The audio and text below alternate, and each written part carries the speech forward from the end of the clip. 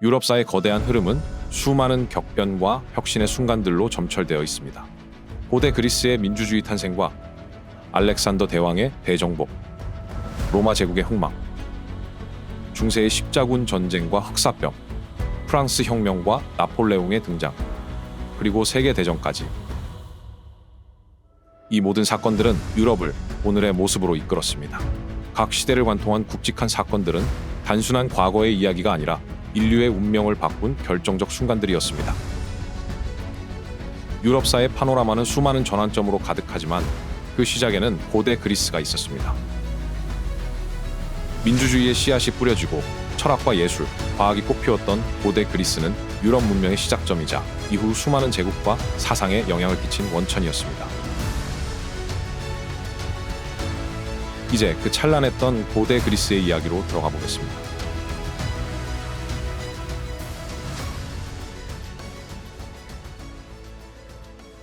기원전 3000년경 크레타 섬에서 찬란하게 꽃피운 미노아 문명. 웅장했던 크노소스 궁전은 그 영광을 짐작하게 합니다. 그러나 미노아 문명은 기원전 1400년 미케네인들이 크레타를 침략하며 역사의 뒤안길로 사라지고 그 자리를 미케네 문명이 대신하게 됩니다. 하지만 기원전 1100년경 바다 민족들의 침략과 가뭄, 사회적 혼란이 복합적으로 작용하여 미케네 문명뿐만 아니라 히타이트 문명, 이집트의 신왕국 등 동지중해의 문명들이 한 번에 무너지게 됩니다. 이후 그리스 세계는 약 300년간의 암흑 시대가 찾아옵니다. 미케네 시대의 문자와 궁전, 화려한 도자기는 모두 사라졌고 사회는 소규모 공동체로 쪼개졌습니다. 하지만 암흑의 긴 터널 끝에서 그리스는 다시 한번 새로운 빛을 맞이합니다.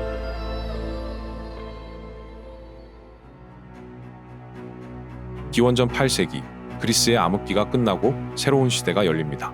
이 시기에는 그리스 전역에 걸쳐 폴리스, 즉 도시국가들이 속속 등장합니다. 바로 그리스 세계의 중심 폴리스인 아테네와 스파르타의 등장입니다. 아테네는 흔히 민주정의 상징으로 알려져 있지만 사실 그 시작은 왕정이었습니다. 전설 속 영웅 테세우스가 미노타우로스를 쓰러뜨린 것도 바로 이 왕정 시대의 이야기입니다. 그러나 시간이 흘러 아테네는 귀족정으로 바뀌었으며 아르콘이라는 최고 관직자와 귀족회의가 권력을 행사합니다. 귀족정 아래에서 아테네는 아티카 일대의 여러 도시를 통합하며 강력한 도시국가로 성장했습니다. 하지만 귀족과 평민의 갈등, 그리고 신체를 담보로 하는 대출로 인해 시민들이 노예로 전락하는 일이 비일비재하여 사회적 혼란을 야기했습니다. 이러한 내부적 문제는 기원전 594년 집정관에 선출된 솔론이 등장하며 해결되기 시작했습니다. 솔론은 여러 개혁을 추진하였는데 그중 유명한 것이 부채 탕감부와 신체 담보 대출을 금지시키는 세이사크테이아 정책이었습니다. 또한 솔론은 농업 중심의 경제 구조를 바꾸고 올리브유와 같은 특산물의 수출을 장려하여 아테네의 경제를 성장시켰습니다. 민회의 기능도 확대하여 평민들의 정치 참여를 촉진하며 사회적 갈등을 완화합니다. 이후 개혁을 마친 솔론은 아테네를 떠나 10년간 해외를 순방하게 됩니다. 그리고 솔론의 부재 이후 등장한 인물이 바로 페이시스트라토스입니다. 그는 대중의 지지를 바탕으로 1인 독재 체제인 참주정을 확립하였습니다. 페이시스트라토스는 중앙 집권 강화, 그리고 상공업과 무역을 장려하였고 공공건물 축조와 같은 사업으로 대중의 지지를 얻었습니다. 이를 바탕으로 페이시스트라토스는 아들 히피아스에게 참주 자리를 물려줄 수 있었습니다. 허나 히피아스는 아버지와는 다르게 폭압적인 통치를 하였고 이로 인해 아테네인들의 미움을 사게 되었습니다. 결국 히피아스는 아테네에서 쫓겨나게 되고 아테네는 참주정에서 민주정으로 복귀하게 됩니다. 히피아스 추방에 앞장섰던 인물 중 클레이스테네스는 아테네의 지도자에 오르며 많은 개혁을 시행합니다. 그는 혈연 중심의 부족 체계를 해체하고 아티카 전역을 세 지역으로 나눈 뒤 이를 섞어 10개의 새로운 부족을 만들었습니다. 이러한 정책으로 특정 계급의 권력 집중을 방지하고 균형 잡힌 시민 대표 체계를 구축하였으며 군사력 또한 증가시켰습니다. 또한 시민 모두가 정치에 참여할 수 있도록 데모스라는 행정 단위를 도입했고 500인의 평의회를 구성해 민회와 함께 실질적인 권력을 행사하게 했습니다. 그리고 권력의 독주를 막기 위해 보편추방제를 시행하였으며 민주주의의 기틀을 만들게 됩니다.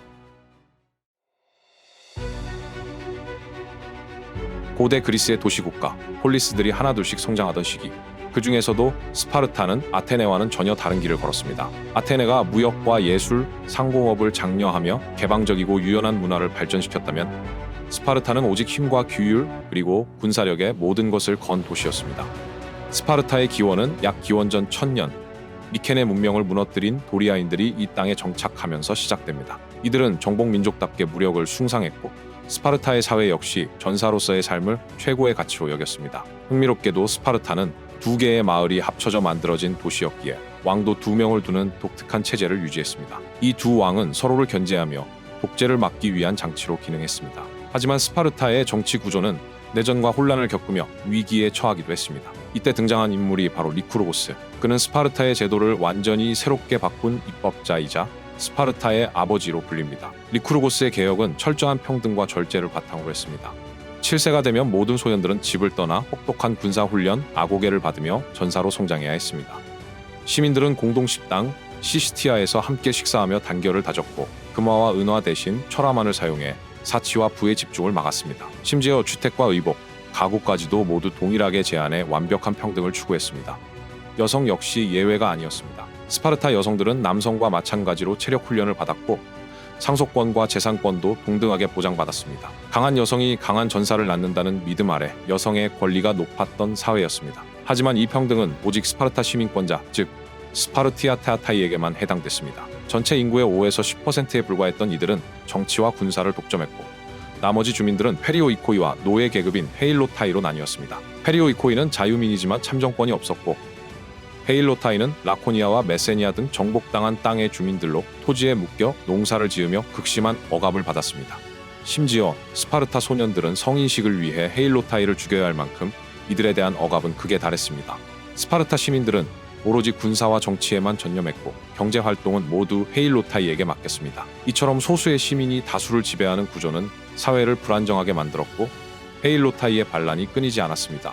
결국 스파르타는 군사 강국으로서는 이름을 떨쳤지만 극단적인 체제로 인해 어려움을 겪게 됩니다.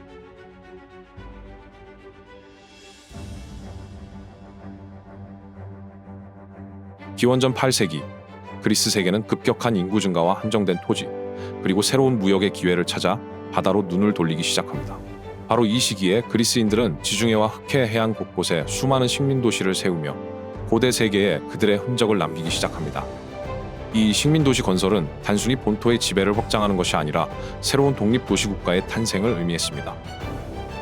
그리스인 특유의 자치와 독립성을 바탕으로 새로 세워진 식민 도시들은 본토에 종속되지 않고 각자 고유한 정체성을 유지했습니다. 그리스 식민 도시는 크게 두 가지 유형이 있었습니다. 첫 번째로는 우리가 흔히 아는 영구적 정착지로서의 식민 도시, 두 번째로는 엠포리아라 불리는 무역소로, 이곳에서는 그리스인과 현지인들이 함께 모여 활발한 경제 활동을 벌였습니다.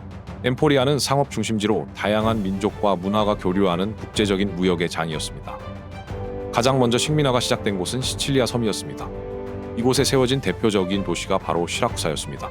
시라쿠사는 곧 시칠리아 전역과 이탈리아 남부, 즉 마그나 그라이키아로 불리는 지역의 중심지로 성장했습니다. 시간이 흐르며 그리스 식민 도시들은 프랑스의 마르세유, 심지어 흑해 연안까지 퍼져나갔습니다. 흑해의 식민 도시들은 목재, 가죽 등을 수출하고 그리스 본토에서는 올리브유와 농산물을 들여오며 상호 번영을 이루었습니다. 특히 아나톨리아 반도의 이오니아 지방, 그 중에서도 밀레투스는 비옥한 토지와 인구를 바탕으로 그리스 본토를 능가하는 부와 문화를 자랑했습니다. 이곳에서는 탈레스를 비롯한 수많은 철학자와 과학자가 배출되며 소크라테스 이전의 그리스 철학이 꽃피웠습니다. 그러나 기원전 6세기 아케메네스 페르시아의 침공으로 많은 식민 도시들이 페르시아의 지배 아래 들어가게 됩니다. 이 과정에서 그리스 식민 도시들은 반란을 일으켰고 이것이 훗날 그리스 페르시아 전쟁의 도화선이 되었습니다.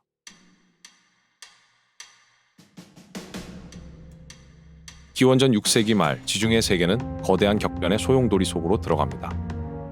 그리스 본토에서 아테네와 스파르타를 비롯한 수많은 폴리스들이 번성하고 있을 무렵 동쪽 아나톨리아 해안의 이오니아 그리스 식민 도시들은 페르시아 제국의 강압 속에 신음하고 있었습니다.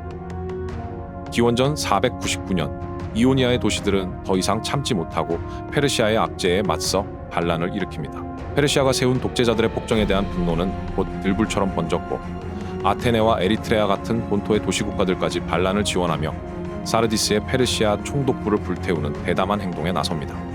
아테네는 30척의 함대를 파견해 반란을 적극적으로 도왔지만 결국 기원전 494년 라데 해전에서 이오니아 연합군은 페르시아의 압도적인 힘에 무너지고 맙니다. 이오니아 반란은 실패로 끝났지만 이 사건은 페르시아 대왕 다리우스 1세의 심기를 크게 건드렸습니다. 그는 그리스 세계를 더 이상 좌시하지 않기로 결심합니다. 기원전 492년 다리우스는 양자 마르도니우스를 보내 그리스를 정복하려 하지만 뜻밖의 폭풍으로 인해 원정은 실패로 돌아갑니다. 다리우스는 더욱 분노하였고 그는 그리스 도시국가들에게 사절을 보내 흙과 물을 바치라 요구합니다. 페르시아가 요구한 흙과 물은 페르시아에 복종하라는 사실상의 항복 요구였습니다. 이에 아테네는 사절을 재판에 세워 처형하고 스파르타는 사절을 우물에 던져버립니다. 결국 다리우스는 아테네와 스파르타를 응징하기 위해 대군을 일으키며 본격적인 페르시아 전쟁의 서막이 오릅니다.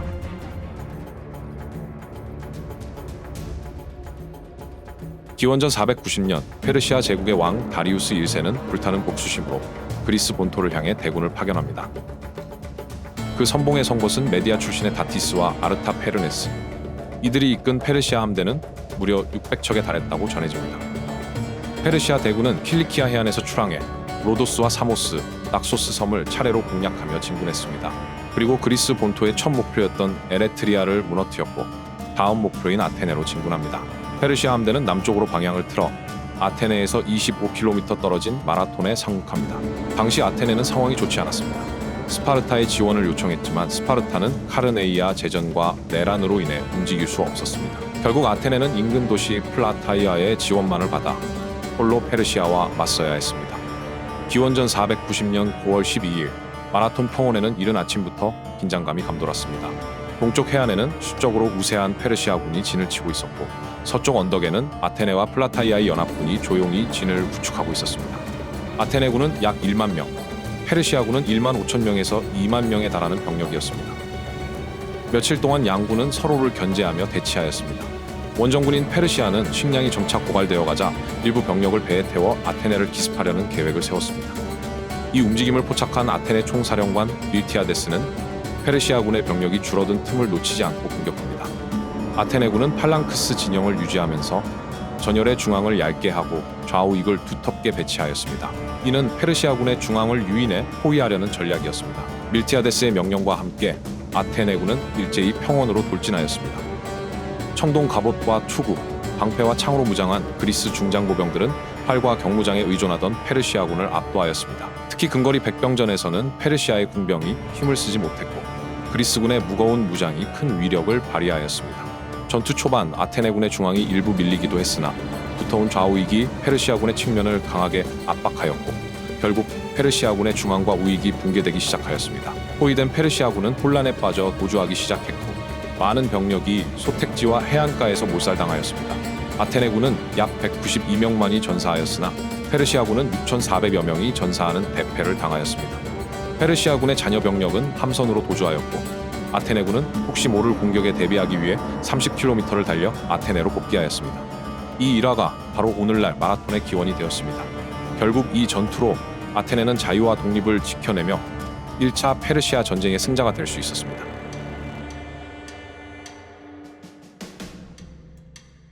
마라톤 전투 이후 페르시아의 다리우스는 복수를 준비했지만 곧 사망하고 맙니다. 이후 왕이 된 아들 크세르크세스는 아버지의 유지를 이어받아 그리스를 침공합니다. 기원전 480년 페르시아 제국의 크세르크세스는 4년에 걸쳐 46개국에서 군대를 징집하고 헬레스폰트의 거대한 배로 만든 다리를 놓아 대군을 진군시켰습니다. 10만이 넘는 페르시아군은 트라키아와 마케도니아를 거쳐 남하했고 해군 역시 수천 척의 함선으로 해안을 따라 진격했습니다. 이에 그리스군은 테르모필레 협곡으로 이동하여 방어를 준비합니다. 테르모필레 협곡은 바다와 산이 맞닿아 있는 좁은 길목으로 대군이 한꺼번에 돌파하기 어려운 천혜의 요새였습니다. 그리스군의 스파르타 왕 레오니다스는 300명의 정예 스파르타 병사와 테스피아, 테베, 포키스 등에서 온 연합군 약 7,000명을 이끌고 이곳을 지켰습니다. 테르모필레 협곡에 도착한 크세르크세스는 항복을 권유하며 4일간을 기다립니다. 그에 대한 화답으로 레오니다스는 와서 가져가라는 응답으로 거절을 했고 곧 전투가 시작되었습니다. 첫째 날에는 페르시아 궁수 5,000명이 화살비를 쏟아냈고 이어 보병으로 공격을 개시합니다. 1만의 보병과 정예 부대인 이모탈도 투입하였지만 그리스의 호플리테스를 돌파할 수는 없었습니다. 둘째 날에도 페르시아의 대군을 막아내며 그리스군은 전쟁의 승기를 가져갔습니다. 그러나 3일째가 되던 날 상황이 변하고 맙니다. 현지인의 배신으로 페르시아가 협곡의 우회로를 알게 되었고 이를 지키던 그리스의 포키스군을 격파하며 협곡 방어전을 무의미하게 만든 것이었습니다. 이에 레오니다스는 상황의 심각함을 파악하고 대부분의 그리스군을 후퇴시킵니다. 그리고 자신은 300명의 스파르타, 700명의 테스피아, 400명의 테베 병사들과 남아 결사항전을 선택합니다. 레오니다스를 포함한 그들은 끝까지 장렬히 싸우다 전사했으며 테르모필레의 길목은 피로 물들었습니다.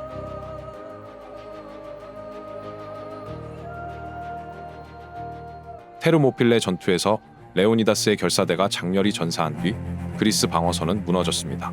방어선이 무너져 아르테미시움의 그리스 해군 또한 방어를 포기하고 철수합니다.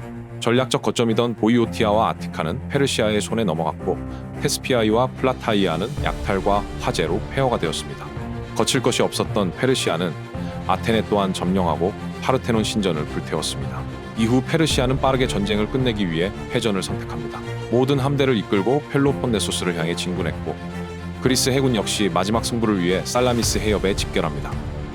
아테네의 테미스토클레스는 좁은 해협으로 유인하는 길만이 승리할 수 있다고 판단하고 페르시아의 함대를 유인해내는 데 성공합니다. 대군이었던 페르시아 함대는 좁은 해협에서 대형을 유지하지 못했고 중앙을 돌파당하면서 격파당합니다. 자신의 함대가 격파되는 모습을 지켜본 크세르크세스는 충격을 받아 본국으로 철수하였고 마르도니우스에게 일부 병력을 남겨 그리스에 대한 영향력을 유지했습니다. 크세르크세스의 철수 이후 대부분의 그리스 폴리스들은 소극적 방어만 하였는데 아테네는 상황이 달랐습니다. 마르도니우스가 평화를 요구하며 아테네를 그리스 동맹에서 탈퇴시키려 하였고 이를 거부하자 다시 한번 아테네를 불태우게 됩니다. 이에 아테네는 스파르타를 설득하여 3만의 원정군을 구성하여 마르도니우스를 전사시키며 복수하였습니다. 그리고 이오니아에서도 페르시아 해군을 격파하며 그리스 본토와 이오니아에서 페르시아 세력을 축출하게 됩니다.